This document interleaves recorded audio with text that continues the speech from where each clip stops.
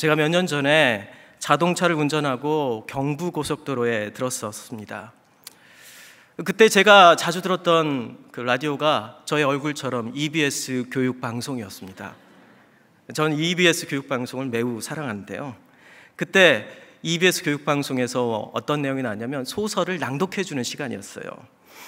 이 단편 소설 한 부분을 낭독해 주는 걸 들었는데요, 전 이 소설의 내용에 감동해서 급하게 다음 휴게소에 차를 세우고요, 이 소설이 수록된 책을 한번 검색해 보았습니다. 그 다음날 저는 이제 도서관에 가서 그 책을 빌렸어요. 이 소설은 제13회 김유정 문학상의 후보작으로 선정된 이주란 작가의 한 사람을 위한 마음이었습니다. 여러분, 유행가 가사 중에 너를 위한 장미꽃도 한 사람을 위한 마음도 혹시 아세요? 이 연식이 있다는 걸 바라보는 거죠. 이 소설은 어머니를 제외한 언니와 가족을 잃고 언니의 어린 딸과 어머니, 이렇게 세 여자가 함께 살아가는 일상을 담은 그런 내용입니다. 소설은 최근 결혼하여서 반포에 아파트를 얻어 신혼집을 차린 이 피의 결혼식으로 시작하는데요, 그리고 소설 중간에 피의 신혼집을 찾은 주인공은요, 일방적으로 자신의 이야기를 하면서 자신의 모든 문제를 그분, 여기서 말하는 그분이 누굴까요? 아마 여러분들이 생각하는 그분 맞습니다. 그분이 다 해결해 주셨다, 너무 쉽게 친구에게 이야기하는 것입니다. 그러면서 피는 CCM을 배경음악으로 틀어주면서 널 위해 기도하고 있다는 말을 아주 잔잔하게 흘립니다. 이 일이 있고 난 뒤에 어느 날 난데없이 문자를 보내 오늘도 너를 위해 기도하고 있다라고 얘기합니다. 그러나 피의 그 맥락 없는 관심은 서점에서 아르바이트를 하는 그녀의 불확실한 미래와 감히 결혼도 꿈꿀 수 없는 어려운 상황, 그리고 늙은 엄마와 고아가 된 조카를 걱정하는 자신의 상황에 어떠한 위로와 공감도 되지 않았습니다. 공감이 없는 일방적인 배려는 오히려 상처가 되기도 하죠. 이와 달리 옆 가게에서 스파게티집을 운영하는 청년의 태도는 달랐습니다. 스파게티집 청년 사장은 주인공에게 은근하게 스파게티 양을 많이 주거나, 요즘 우리 MZ세대의 언어로는 플러팅이라고 얘기하는데요, 자꾸 이렇게 추파를 던지는 것처럼 보이죠. 이렇게 스파게티 양을 많이 주거나 좋아하는 작가의 이 팬사인회 같이 가주었습니다. 이러한 소소한 배려는 그에게 위로가 되었습니다. 그리고 자신을 배려해서 아르바이트생인데도 불구하고 휴가비를 주면서 휴가를 다녀오라고 하는 서점 주인 부부의 배려에 세상 살맛을 느끼기 시작합니다. 저는 이 소설을 읽으면서 고민에 잠시 잠겼습니다. 우리는 세상의 복음과 예수님을, 이 세상에 가장 귀하고 소중하고 보석과 같은 이분을 세상에 전하고 이야기하고 싶은데, 아마 피는 자신의 신혼집에 자신의 친구를 초대해서 아마 그런 마음이었을 것입니다. 그런데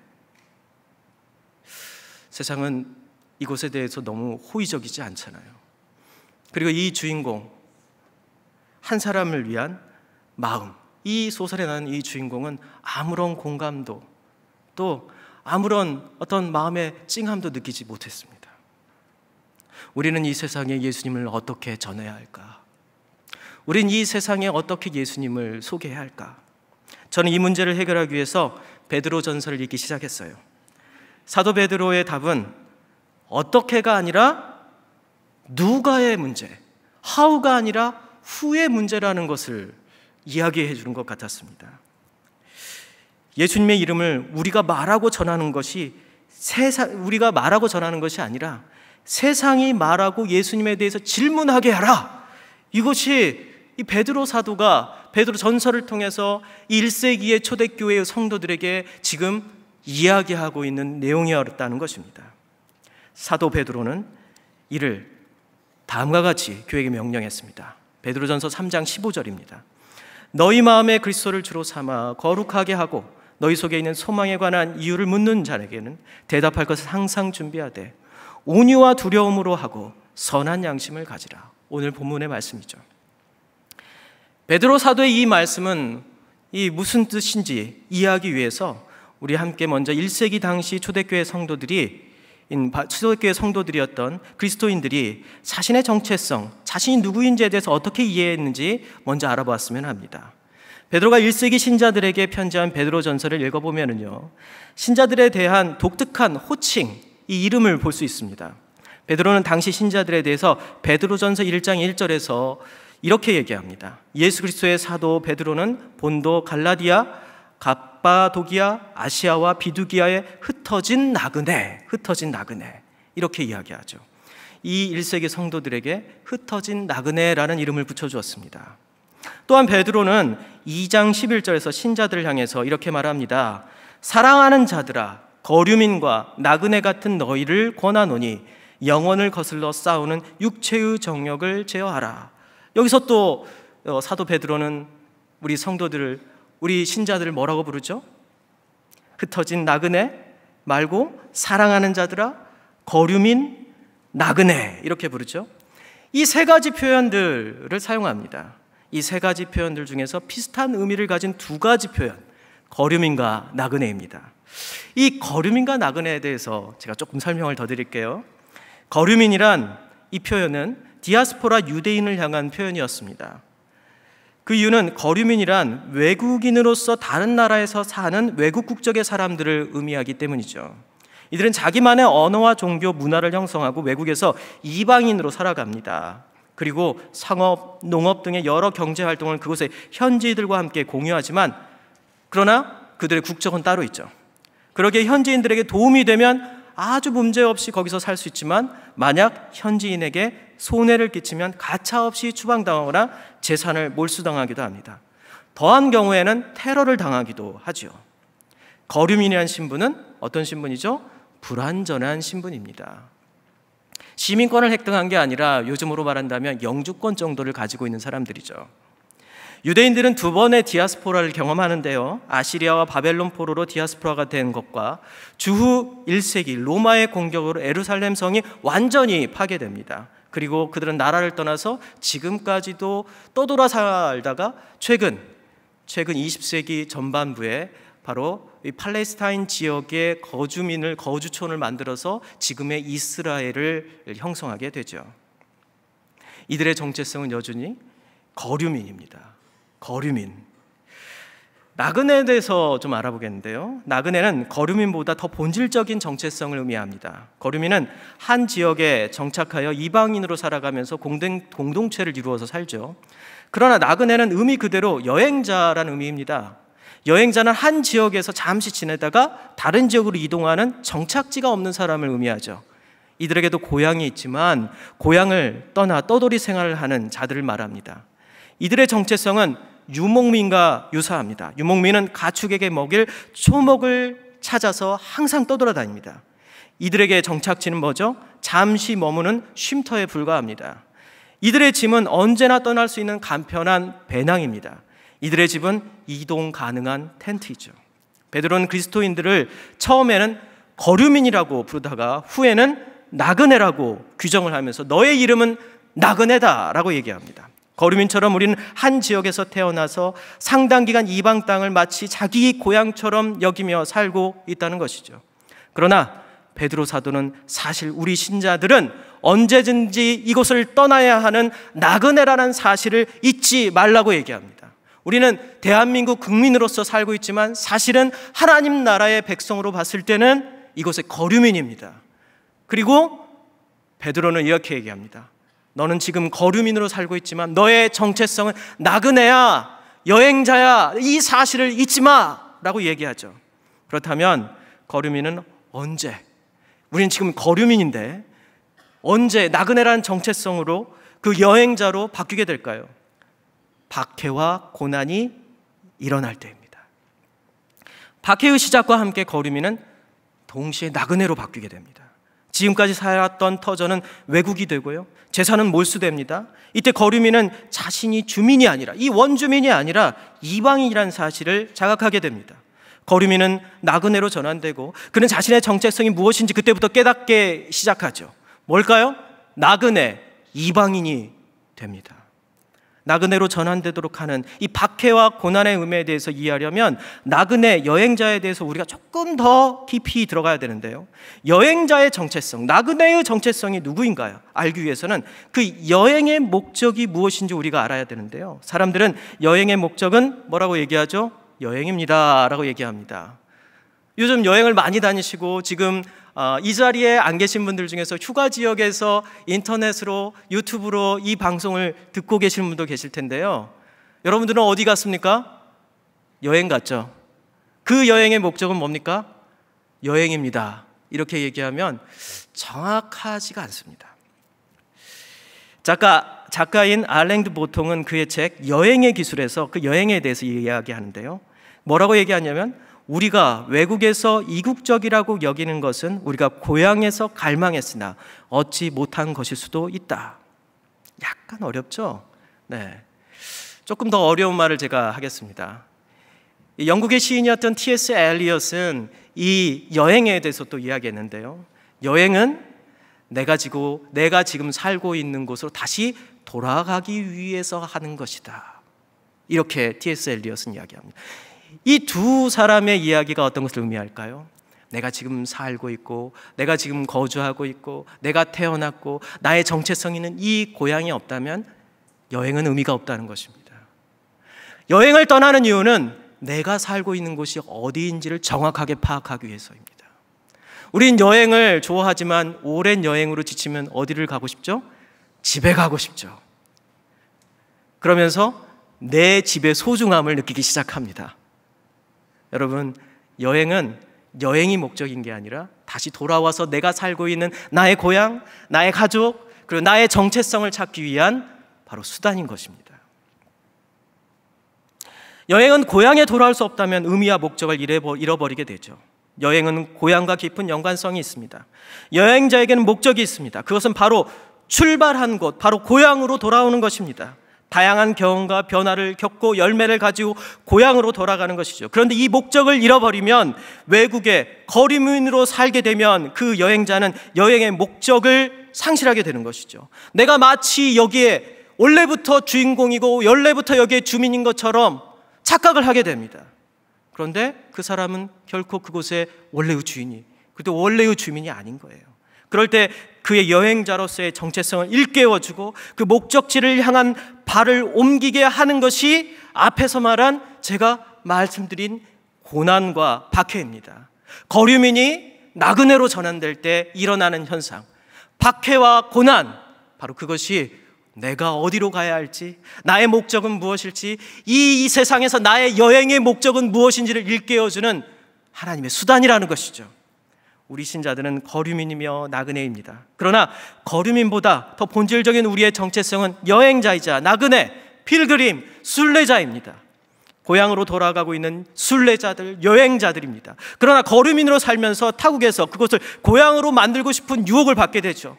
그냥 여행에 지쳐가지고 다시 집으로 돌아가고 싶지 않고 여기가 좋사오니 여기에 초막을 짓고 여기서 살고 싶습니다 라고 이야기하고 싶습니다. 이때 고난이 닥칩니다. 그 고난은 두 종류인데요. 하나는 우리만의 독특한 문화와 윤리, 삶과 가치 때문에 받는 고난이 있습니다. 저는 이것을 긍정적인 고난, 능동적인 고난이라고 이름을 붙이고 싶습니다. 거류민으로서 아직 나그네로서의 정체성을 상실하지 않고 지금 이곳에 살고 있다는 증거이죠. 두 번째는 앞에 고난과는 다른 부정적인 고난, 수동적인 고난이라고 이름을 붙이고 싶은데요. 이것은 여행자가 자신이 살고 있는 세상을 이 현지인보다 더 깊게 동경하고 동화되어서 이 현지인들과 구별할 수 없는 존재가 되었을 때 일어나는 고난입니다. 사실 현실에서는 이런 고난이 일어나지 않죠. 왜요? 현지인과 완전히 동화되면 현지인들이 너무 좋아해요. 와, 너도 그러니? 너도 그래? 네가 교회 다니는 줄 알았는데 나하고 별 차이가 없구나. 네가 교회 다니면서 네가 안 하는 줄 알았더니 나보다 더 하네? 우리의 같은 패밀리로 인정해 줄게. 오직 신자들에게만 주어지는 고난이 바로 이 고난입니다.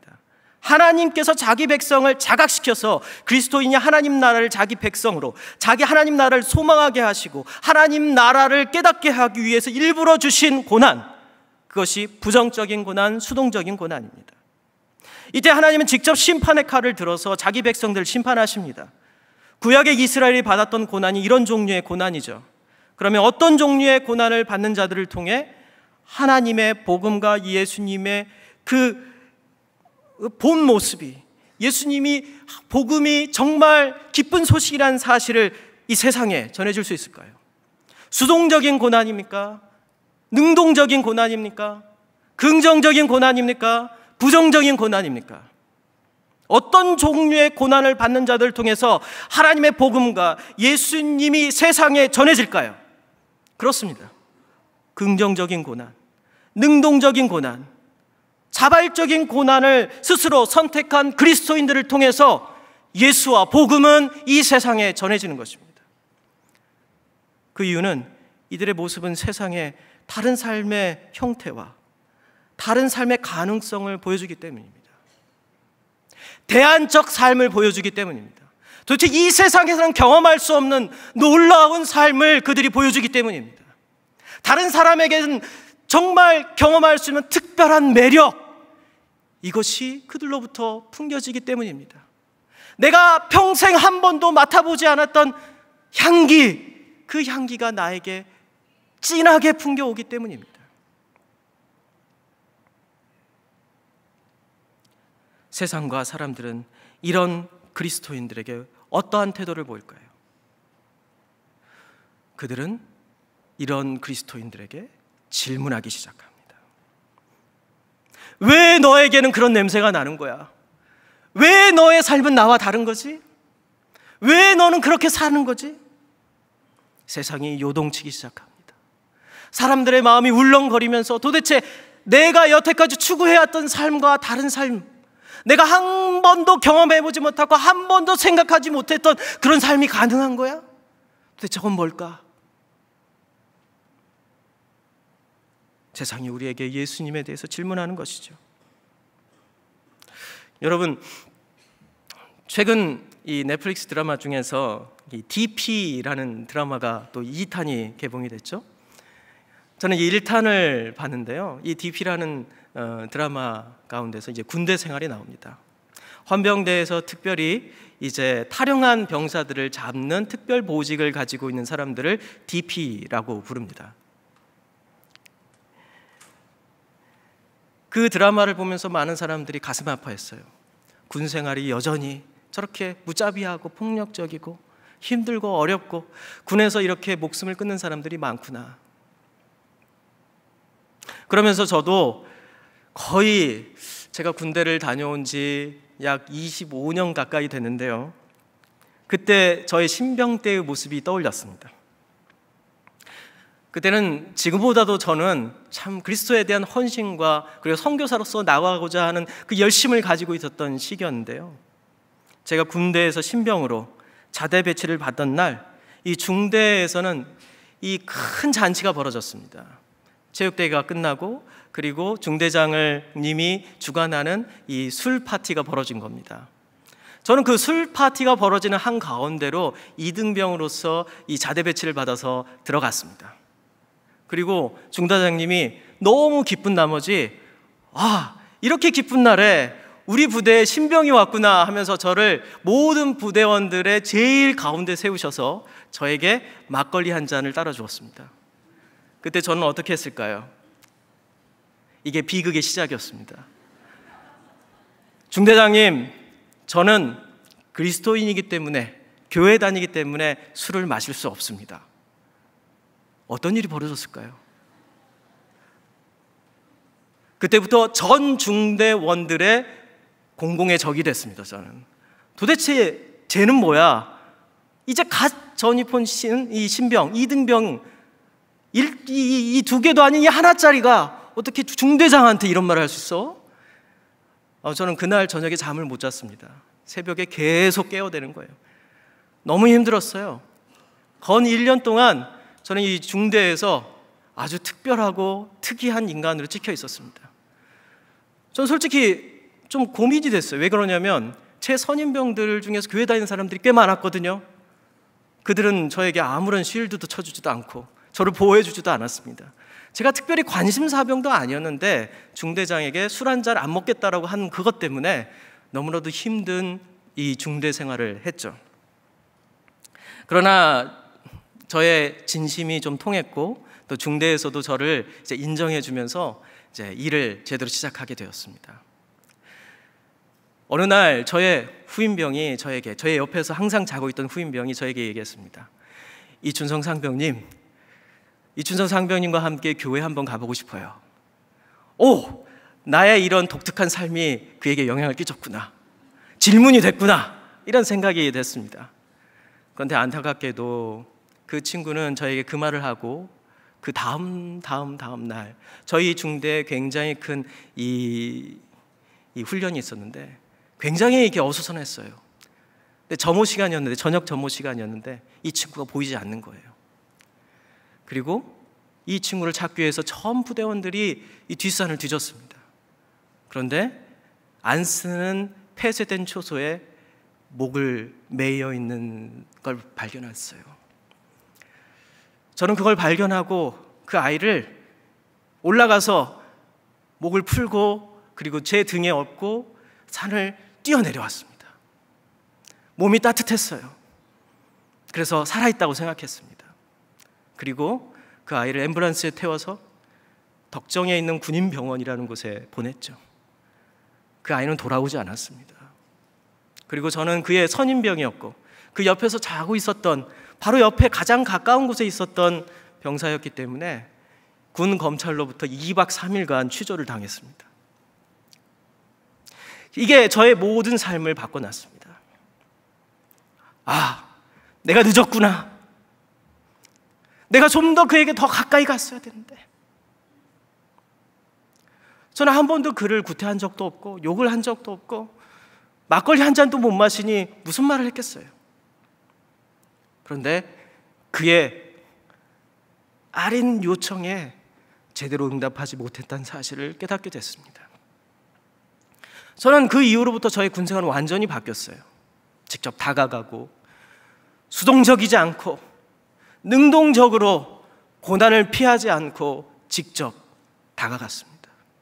제가 그리스도인이라는 사실을 숨길 필요도 없고 그리고 그 이후부터 저는 군종 딱지를 달고 사람들 앞에 나아가서 복음을 전했습니다. 그리고 교회 안에서 성경 공부 모임을 만들었어요. 그게 저로 하여금 바로 이곳에 지금까지 복음의 열정을 가지고 사역자로서 그리고 저기 시골 골짜기에 있는 기독교 공동체에 들어가서 수도자 같은 삶을 살 수 있었던 비결이었던 것 같습니다. 여러분, 베드로전서 3장 15절을 다 함께 다시 한번 읽어봅시다. 함께 읽겠습니다. 너희 마음에 그리스도를 주로 삼아 거룩하게 하고 너희 속에 있는 소망에 관한 이유를 묻는 자에게는 대답할 것을 항상 준비하되 온유와 두려움으로 하고 선한 양심을 가지라. 베드로는 예수님을 전하기 위한 조건이 있다고 말합니다. 우리가 사람들의 질문이 되어야 한다라고 말합니다. 질문이 된다는 것이 무엇일까요? 우리에게는 질문이 되는 삶의 완벽한 모델이 있습니다. 우리 신자들이 예수님을 왜 믿었는지 한번 생각해 보십시오. 예수님의 삶이 우리의 질문이 되었기 때문입니다.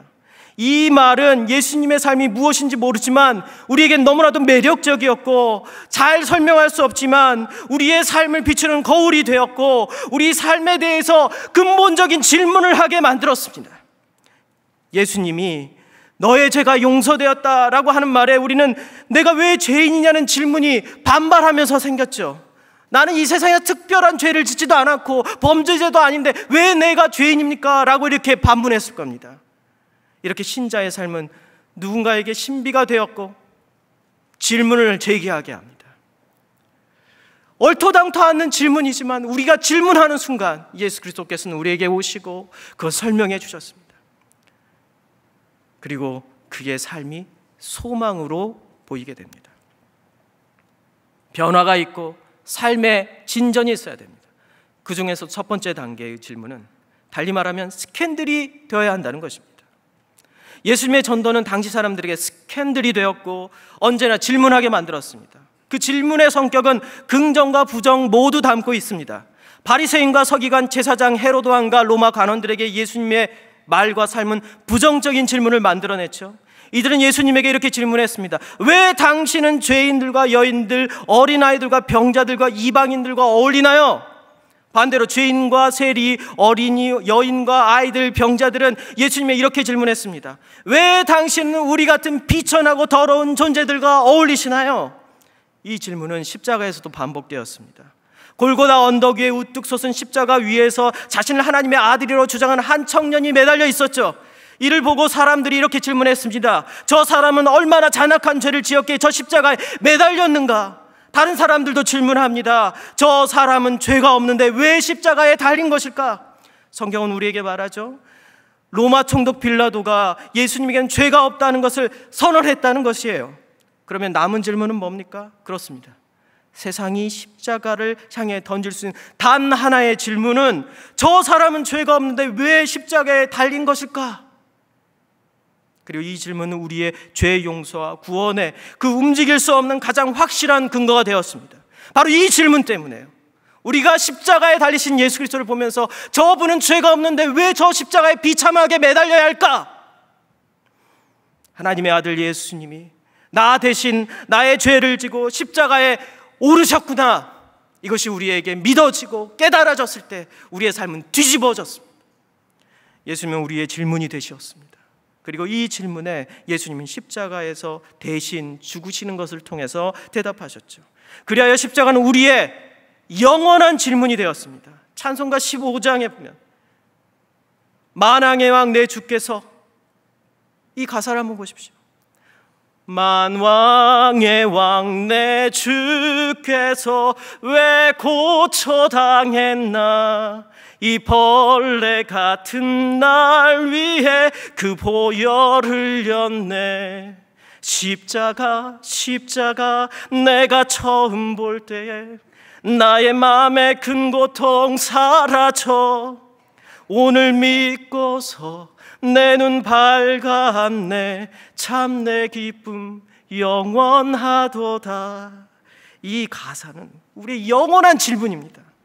만왕의 왕 내 주께서 왜 고초당했나? 지금 우리를 십자가로 인도하는 영원한 우리 안의 질문이 되었죠. C.S. 루이스는 기독교의 대표적인 두 가지 기적을 십자가와 성육신이라고 하였습니다. 그 중에서 성육신을 가장 큰 기적, 그랜드 미라클이라고 불렀죠. 저는 바로 이 십자가를 루이스의 표현을 따라서 그랜드 퀘스천, 가장 위대한 질문이라고 부르고 싶습니다. 세상을 역동하게 하는, 바로 그것은 세상을 잡고 뒤흔드는 이 세상에 어떠한 것들이 아닙니다. 강력한 무기나 강력한 이 세상의 이데올로기나 사상이 아닙니다. 세상을 역동하게 하는 것은 이들의 질문, 그 안에 근본적인 그들 영혼 안에 있는 질문을 참을 수 없게 만드는 것입니다. 계속해서 여러분들을 향해, 그리스도를 향해 질문하게 하는 것이죠.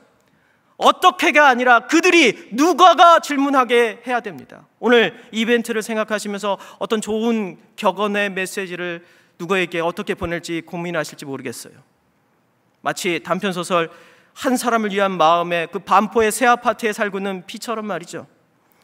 메시지 보내는 거 좋습니다. 그렇지만 이전에 우리는 그 사람에게 좋은 사람이었는지, 그리고 그에게 질문이 되는 사람이었는지 생각해 보았으면 합니다. 메시지를 보내지 말라는 말이 아니에요. 이 메시지를 보내면서 메시지를 보내는 것으로 만족하지 말라는 의미입니다. 우리는 누군가의 질문이 되어야 합니다. 어떻게 하면 당신과 같이 될 수 있을까요? 당신의 삶의 그 특별함은 무엇인가요? 당신에게 풍겨지는 매력적인 그 냄새는 무엇인가요? 당신의 삶을 기분 좋게 하는 것은 도대체 무엇인가요? 저도 그것을 알고 싶습니다. 당신 부자로 살죠.